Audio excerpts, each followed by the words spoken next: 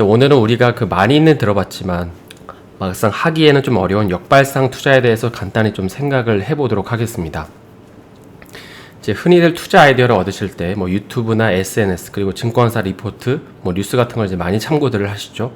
물론 이제 저도 이런 정보들을 적극적으로 활용을 하면서 투자 아이디어를 얻습니다. 그리고 이제 아마 대부분의 또 다수의 분들은 이제 이런 로직으로 이제 매매를 하실 텐데, 예를 들어서 이제 반도체가 좋아질 거라고 해서 이 반도체 관련 기업들을 쭉 서칭해서 찾아보고, 또 항공주가 좋아질 거라고 하면 이제 항공주를 서칭해서 쭉 찾아보는, 그러니까 좋아지는 섹터 내에서 이제 더 좋아질, 아니면 이제 앞으로 좋아질 기업들을 찾는 것입니다.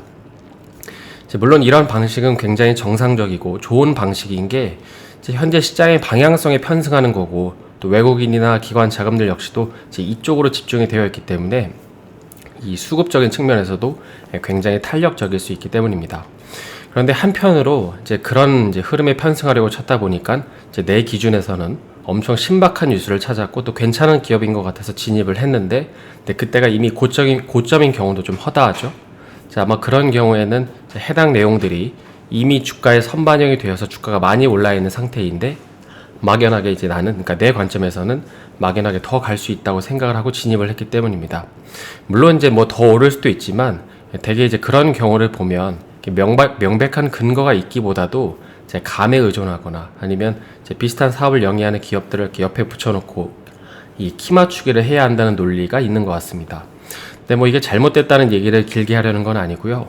그래서 이렇게 최근 이슈가 되는 산업의 흐름을 추종하는 매매 방식도 좋지만, 한편으로는 오늘 하고자 하는 얘기인 뉴스를 보실 때 반대로 생각을 해보는 매매도 좋습니다. 그러니까 저도 아직은 아이디어만 가지고 있고 조금 더 시나리오를 세워봐야 하는데요. 그래서 일단 기사를 하나 먼저 보시면,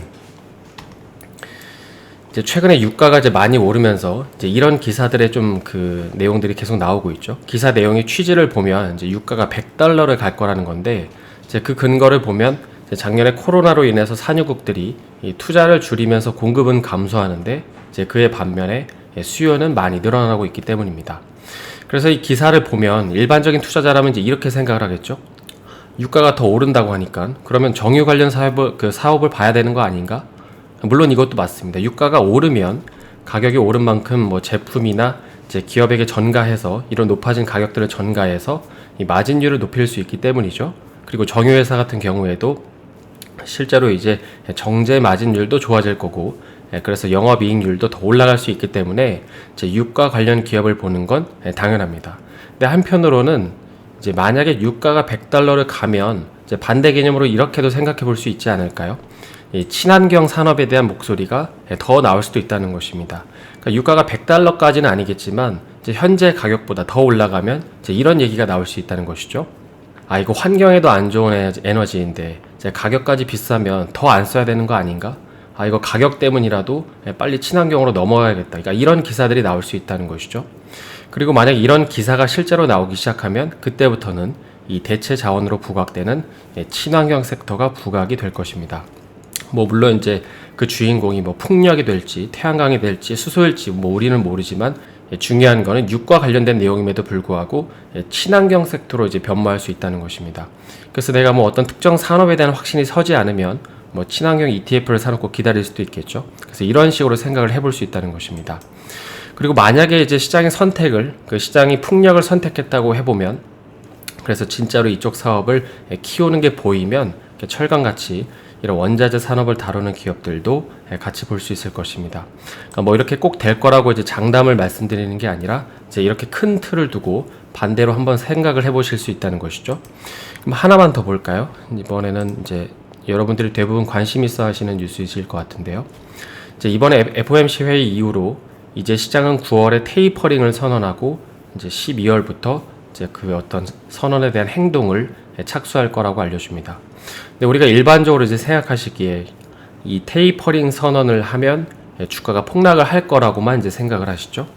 근데 사실 이런 이벤트는 시장에 엄청난 부담을 주는 이벤트이기 때문에 틀린 말은 아닙니다. 근데 지난 영상에서도 근데 언급을 드렸지만, 한편으로 이 테이퍼링이라는 거는 이 환자의 산소 마스크를 떼기로 결정하는 것이죠. 그리고 그 이유는 이 환자의 건강이 어느 정도 회복이 됐다고 의사가 판단을 했기 때문에 결정을 그렇게 한 것입니다. 그러니까 이런 관점에서 생각을 해보면 이제 테이퍼링이 시작된다고 해서 이 시장의 폭락을 알리는 전조라고만 생각할 게 아니라 이제는 정말 경기가 좋아지고 있다고 판단을 했구나, 이렇게 생각을 해볼 수 있다는 것이죠. 그러니까 우리가 체감할 수 있는지에 대한 여부가 중요한 게 아니라 이제 의사가 그렇게 판단을 했다는 게 중요한 것입니다. 아니 근데 뭐 과거에 보면 이 테이퍼링의 경우에 주가가 폭락하지 않았냐, 이렇게 반문하실 수도 있는데, 이제 그때는 조금 자세히 보게 되면 이 연준이 자기네 어떤 나라들의 경기만 고려하고 이 신흥국 같은 나라들의 경기를 거의 고려하지 않았기 때문에 그때는 크게 하락을 했던 것입니다. 근데 이번에는 그렇게 되지 않을 거라는 게 좀 중론인데요. 왜냐하면은 뭐 여러 가지 이유들이 있지만 그중 한 가지만 조금 살펴보면, 사실 이번에 FOMC 회의에 가려져서 언급이 안 되는 게 하나 있는데, 그 중에 하나가 바로 미국이 이런 신흥국들과 통화 수합을 12월까지 연장을 했다는 것입니다. 그러니까 지난번 같이 그 신흥국들이 달러 때문에 발작을 하지 않도록 가이던스를 좀 쳐주고 있다는 것이죠. 물론 이제 이것만 듣고 뭐 테이퍼링 이후에 주가가 더 오를 거다, 이렇게 이제 간단하게 생각을 하시면 안 되고요.